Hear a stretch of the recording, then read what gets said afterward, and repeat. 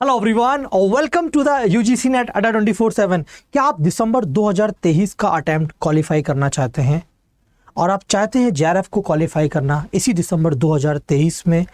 बहुत आसान है दोस्तों, यही वो सबसे सटीक वक्त होता है।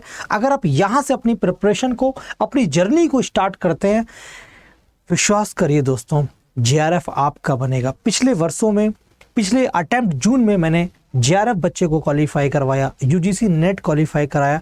ये मेरा एक्सपीरियंस कहता है, अगर आप आज से कॉन्टिन्यूस करते हैं, मेरी 7 टिप्स को फॉलो करते हैं, 7 काइंड्स ऑफ टिप्स मैं आपको अभी बताऊंगा, अगर आप उनको फॉलो करते हैं डेफिनेटली यूजीसी नेट और जेआरएफ आपका हो जाएगा।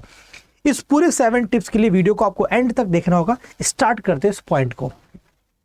क्या आप फ्रेशर हैं, क्वालिफाई करना चाहते हैं दिसंबर अटेम्प्ट? अगर आप फ्रेशर और बिगिनर है, बिल्कुल जीरो है, आपके लिए वीडियो है। अगर आप ड्रॉपर हैं, अगर आप दोबारा तैयारी कर रहे हैं या पहले किसी 2-4 मार्क्स या 1-2 परसेंटाइल से छूट गया, यह वीडियो आपके लिए, सारे बच्चों के लिए वीडियो, राइट।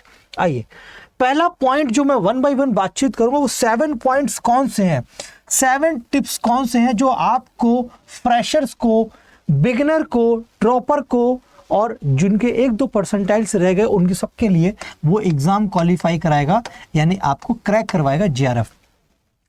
पहला सबसे ऐसी बातचीत करूंगा, मेरा स्टार्टिंग जो होगा बहुत अलग लेवल्स होगा। आप सोचोगे सर क्या बातचीत से आप स्टार्टिंग कर रहे हो? मैं पहली बात करूंगा डिस्ट्रैक्शन लीड टू डिस्ट्रैक्शन। क्या मैंने बोला? डिस्ट्रैक्शन, जल्दी जल्दी बात करूंगा, लीड टू डिस्ट्रैक्शन। सबसे पहले आप अपने डिस्ट्रैक्शन को दूर करिए। Kindly uninstall the OTT platform application. अगर आप किसी भी तरह के ऐसे एप्लीकेशंस को यूज़ करते हैं जहां पर आपका टाइम वेस्ट होता है, जहां पर आप सोशल मीडिया प्लेटफॉर्म्स को यूज़ करते हैं, लाइक फेसबुक, इंस्टाग्राम, रील्स देख रहे हैं, आप बैठ कर रील स्क्रॉल कर रहे हैं, अपने टाइम को वेस्ट करना बंद करिए। टाइम का सही यूटिलाइजेशन करना है। तो सबसे पहले आप अपने आप को क्या, पहली टिप्स में यही है, सबसे पहले डिस्ट्रैक्शन जो है, लीड टू डिस्ट्रैक्शन है। अपने सारे OTT और फर्जी के टाइम को अभी अनइंस्टॉल कर दीजिए, क्योंकि वक्त हमारे पास 3 से 3.5 महीने का केवल बच रहा है। इसीलिए हमें ये रणनीति बनानी पड़ी है कि आप सबसे पहले ये काम करेंगे। दूसरा बात करेंगे बेस्ट टाइम टू स्टडी, किस समय पढ़ा जाए। बेस्ट टाइम टू स्टडी, हम अपनी पढ़ाई किस समय करें? शास्त्रों में कहना है बेटा, शास्त्रों में दोस्तों कहना है कि सुबह के वक्त जो पढ़ाई होती है उसका कोई तोड़ नहीं होता है। पहले के जो बोलते नहीं, आत्मा परमात्मा के मिलन का समय होता है सुबह का समय, है ना, ब्रह्म मुहूर्त का जो समय होता है, उस समय पढ़ना चाहिए। तो वो समय क्या है? आप सुबह 4 बजे या 5 बजे, ज़्यादा नहीं बोलूँगा, 4 से अगर आप पढ़ना शुरू करते हैं तो आप 7 से 8 बजे तक पढ़िए। 5 से शुरू करते हैं तो आप 8 से 9 बजे तक। ये जो शुरुआत की सुबह की 3 से 4 घंटे की पढ़ाई होती है, वो मेमोरी में जाकर स्टक करती है, आपके सब कॉन्शियस माइंड में जाकर स्टोर होती है, आपको ज़्यादा दिनों तक याद रहता है, जो कि एग्जामिनेशन में बहुत हेल्पफुल होता है। कम से कम नोट्स बनाने पड़ते हैं, क्योंकि हमारे पास वक्त कम है। अगर हम नोट्स बनाने में टाइम वेस्ट करेंगे तो हम सिलेक्शन से दूर हो सकते हैं।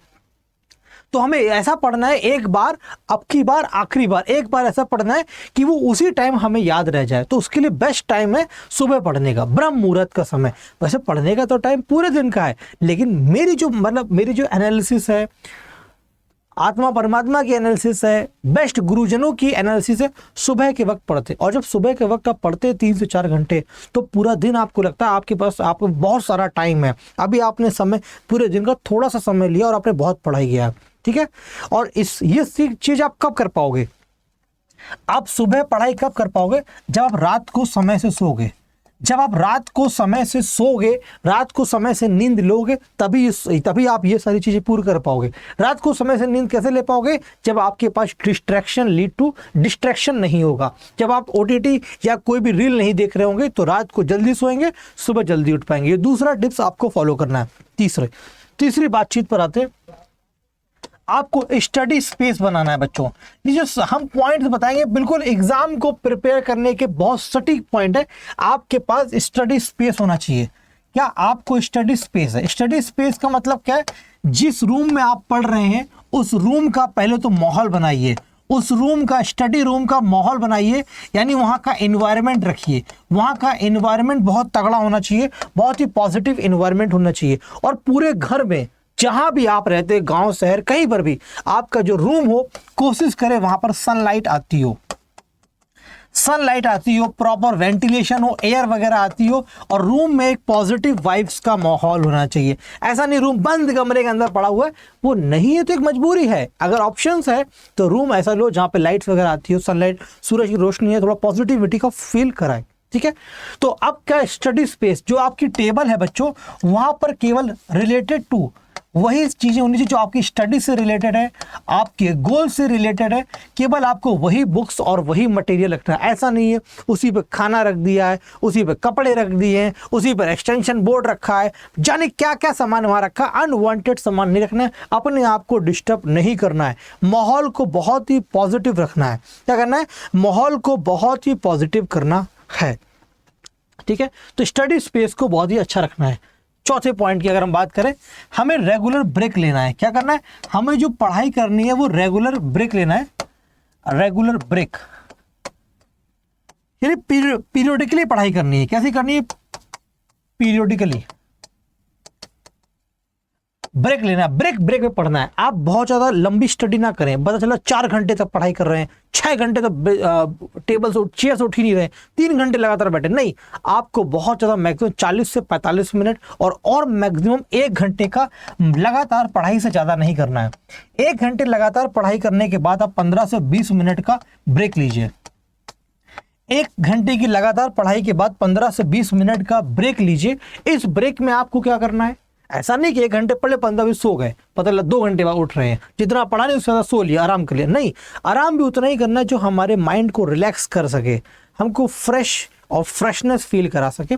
तो 1 घंटे पढ़ाई के बाद जो हम ब्रेक लेंगे, वहाँ पर अपनी हॉबीज़ को फॉलो कर रहे होंगे, जो हमारी हॉबी है। और सबसे ज़्यादा स्पोर्ट्स की हॉबी को फॉलो करने की कोशिश करिएगा। अगर आप क्रिकेट खेलते हैं तो घर में ही क्रिकेट खेल लिया है, वॉलीबॉल खेलते हैं वॉलीबॉल खेल लिया, कोई चेस कोई गेम खेलते हैं, कुछ भी स्पोर्ट्स संबंधी गेम खेल लिया, है ना। अब म्यूजिक सुन लिया आपने, गाने सुन लिए, है ना, वो कर लिए। ये नहीं कि फेसबुक और व्हाट्सएप चलाने लगे, ज़्यादा टाइम इस पर वेस्ट नहीं करना है। रेगुलर ब्रेक करिए, 1 घंटे पढ़िए, फिर थोड़ी देर ब्रेक लीजिए, फिर 1 घंटे पढ़िए और थोड़ी देर ब्रेक लीजिए। जो रेगुलर इंटरवल में पढ़ते हैं हम लोग, ब्रेक दे दे के पढ़ाई करते हैं, पैचेस में पढ़ाई करते हैं, वो बहुत स्ट्रांग प्रिपरेशन होती है, वो हमारे दिमाग में स्टोर होती है और हमको बहुत बहुत बहुत हेल्प करती है ना। और जो ह्यूमन ब्रेन होता है, जो हमारा मनुष्य का जो मस्तिष्क होता है, वो बेस्ट फंक्शन काम करता है जब हम पीरियडिकली ब्रेक लेकर कोई काम कर रहे होते हैं। स्लो काम करते हैं, धीमे धीमे, मतलब ब्रेक लिया, 1 घंटे हमने काम किया, फिर थोड़ा ब्रेक लिया 15 मिनट, फिर काम किया, वो वहाँ पे हमारा ब्रेन का जो फंक्शन होता है बहुत फास्ट होता है, बहुत ही बेस्ट फंक्शनिंग हो रही होती है। रेगुलर ब्रेक हो गए। अब आते हैं 5वें पॉइंट की तरफ। 5वां पॉइंट क्या कहता है हमसे कि हमको क्या करना है, जिस एग्जाम की हम तैयारी कर रहे हैं उसके प्रीवियस ईयर क्वेश्चन पर आने हैं। अभी तक तो हमने एक्स्ट्रा बातचीत करी थी, अब मेन बात पर आनी प्रीवियस ईयर क्वेश्चन पर। जिस एग्जाम की हम तैयारी कर रहे हैं उसके प्रीवियस ईयर क्वेश्चन पर आना है। यही वो है एग्जाम की सफलता की तरफ लेकर जाता है और यही हमारे एग्जाम को क्रैक कराएगा। कौन, previous year question. Previous year question, इस प्रीवियस ईयर क्वेश्चन को देखने से और लगाने से क्या होगा, आपको एग्जाम का पैटर्न पता चलेगा कि भाई पिछले एग्जाम में कैसे क्वेश्चन आते थे। तो जब आपको एग्जाम का पैटर्न पता चल जाएगा तो आप उसी के अकॉर्डिंगली प्रिपरेशन करेंगे।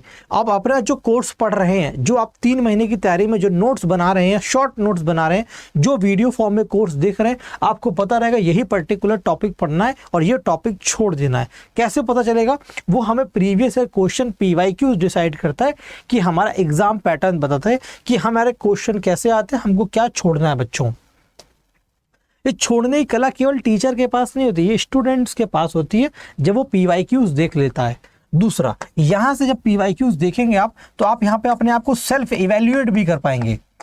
सेल्फ इवेल्युएट कि आप कितने पानी में, आपको कितना आता है। प्रीवियस ईयर क्वेश्चन देखकर आपको ये भी आइडिया लग जाएगा कि हमको अभी इतनी चीज़ें आती हैं और इतनी चीज़ें छोड़ना अभी हमको बाकी है और ये पढ़ना बाकी है। PYQ से क्या होता है, अगर हमारे एग्जामिनेशन में क्वेश्चन डायरेक्ट रिपीट करते हैं तो वो भी हमें क्या होता है, एग्जामिनेशन में पूरी हेल्प मिल जाती है। क्या होती है, उनसे पूरी हेल्प मिल जाती है और वो हमें क्या करते हैं, एग्जामिनेशन क्रैक करने में पूरी हेल्प करते हैं।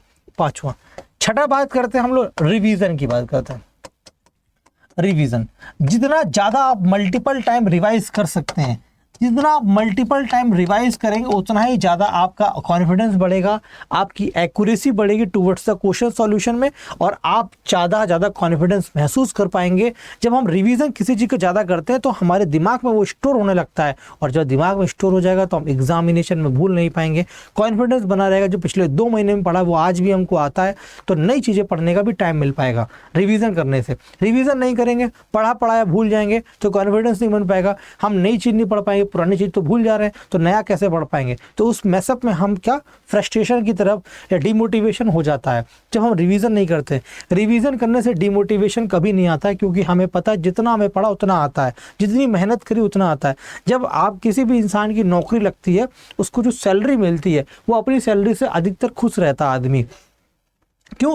क्योंकि पता है उसको जितनी मैं मेहनत करता हूँ उतना मुझे पैसा मिलता है, और थोड़ी सैलरी 15-20% का हाइक हो जाता है तो वो और खुश हो जाता है कि मैंने अभी इस अंतराल में, इस ड्यूरेशन में थोड़ी मेहनत करी थी तो मुझे अब ज़्यादा पैसा मिल रहा है। यानी आपने जैसे मेहनत करोगे, मेहनत का रिजल्ट मिलेगा, आपको अपने आप हैप्पीनेस मिलेगी। तो वही आपको काम करना है। रिविज़न करेंगे तो कॉन्फिडेंस हमेशा बना रहेगा। 7वां पॉइंट क्या करना है? बहुत प्रैक्टिस करनी है। प्रैक्टिस करनी है, मोर प्रैक्टिस करिए। जितनी ज़्यादा प्रैक्टिस कर सकते हैं, प्रैक्टिस मतलब जितनी ज़्यादा प्रैक्टिस, आप मॉक टेस्ट लगाइए। जितने ज़्यादा मॉक टेस्ट लगा सकते हैं वही सफलता की तरफ ले जाएगा। असली सीढ़ी यहीं से स्टार्ट होती है। मॉक टेस्ट जितने ज़्यादा सॉल्व कर सकते हैं उतने कर लें। कब लगाना स्टार्ट करें? जब आप 50% लगभग सिलेबस को प्रिपेयर कर लें। अगर आप 50% सिलेबस आपने प्रिपेयर कर लिया है, 50% सिलेबस को पढ़ लिया है किसी नोट से, किसी टीचर को फॉलो करके, तो आप मॉक लगाना स्टार्ट कर दीजिए। और मॉक ऐसे मत लगाइए, मॉक लगाने से पहले अपने शॉर्ट नोट्स को रिवाइज कर लीजिए। मॉक उसी टाइम पर लगाइए जिस टाइम पर आपके एग्जामिनेशन की शिफ्ट होती है। 2 शिफ्ट पेपर होते हैं, एक 9 से 12 और दूसरा 3 से 6। इन्हीं दोनों शिफ्ट पर आप अपने मॉक को लगाने बैठिए, और मॉक में जो गलतियां हुई उसको एनालाइज करिए। मॉक्स की एनालिसिस करना बहुत इंपॉर्टेंट है। जो क्वेश्चंस आपसे नहीं बने उनको देखिए, कहाँ कमी रह गई, वो कौन से टॉपिक के क्वेश्चन है जिनकी रिपीटिशन होती है और आपसे नहीं हो पा रहे, उनको दोबारा पढ़िए और फिर मॉक दीजिएगा। ठीक है। सातवें का ये सबसे लास्ट पॉइंट है, no junk food. No junk food, कोई भी बाहर का जंक फूड अवॉइड करिए। No junk food, unhealthy food को अवॉइड करिए। अनहेल्दी डाइट नहीं लेनी है, अनहेल्दी फूड नहीं खाना है। ये मोमोज वोमोज चक्कर नहीं पड़ना। घर में मम्मी के हाथ की दाल और रोटी खानी है, क्योंकि जो हेल्दी फूड होता है वो कहीं ना कहीं कॉन्फिडेंस इनहेंस करता है। अच्छा खाना खाएंगे, अच्छा स्वस्थ रहेगा और पढ़ाई में बहुत अच्छा मन लगेगा। जंक फूड हमें अच्छे तो लगते हैं, लेकिन ये बहुत डिस्ट्रैक्ट करते हैं हमको, हमारे गोल से भटकाते हैं, हमारा मन भटका देते हैं। बोलते हैं ना, जो पे फॉर फूड होता है उसमें दिमाग में हमेशा पे लगता है, दिमाग में पैसा आता रहता है। और जो फूड होता है हमारा फुल एनर्जी से मिलता है। जैसे हम लोग के घर में मम्मी जो खाना बनाती है उसमें फुल एनर्जी होती है, पॉजिटिव एनर्जी का फूड होता है वो। एग्जाम के ऐसा नहीं कि मैं कह रहा हूँ बाहर का खाना बंद कर दो। ड्यूरिंग द एग्जामिनेशन कोशिश करिए बाहर का खाना ना खाकर सिर्फ और सिर्फ घर का खाना खाइए, दाल रोटी बढ़िया खाना, और सुबह स्प्राउट्स खाइए। इस तरह से तैयारी करिए, आपका 100% सिलेक्शन होगा। ये 7 टिप्स थे आपको एग्जाम क्रैक करने के। अगर आप बिगिनर हैं, इन सारी टिप्स को फॉलो करिए। और पढ़ाई करने के लिए मैंने बताया ये तो सारे कैसे कैसे पढ़ना है। और अगर आप पढ़ने की बात करें तो मैं लास्ट में एक बार समअप कर देता हूँ, क्या 3 पॉइंट्स को समअप कर देता हूँ। बाकी तो 7 पॉइंट बता दिए, वो 3 पॉइंट ये हैं। सबसे पहले सिलेबस को कंप्लीट कर लो, ठीक है। सिलेबस के बाद प्रीवियस ईयर क्वेश्चन को लगा लो, और उसके बाद मॉक टेस्ट लगा लो। यही 3 चीज़ें हैं जो आपके सिलेक्शन के पास लेकर जाएगी। और अगर आप फ्रेशर हैं तो ये आपको सिलेक्शन में कन्वर्ट कर देगी, ठीक है। अगर आप फ्रेशर हैं तो ये फ्रेशर और ड्रॉपर में केवल इतना ही फर्क होता है। फ्रेशर और ड्रॉपर में केवल इतना ही फर्क होता है। फ्रेशर और ड्रॉपर में केवल इतना ही फर्क होता है कि उसका पेपर 1 पेपर 2 तो दोनों के लिए कॉमन होता है। पेपर 2 तो सब पढ़ कर आते हैं, पेपर 1 सबका कॉमन होता है, वो सबका नया होता है। जो वहाँ अच्छा करता है वो लाइफ में अच्छा करता है, वो JRF में अच्छा करता है। Thank you so much. Video कैसा लगा हो तो कमेंट बॉक्स में जरूर बताना। तब तक के लिए शुक्रिया। जय हिंद, जय भारत।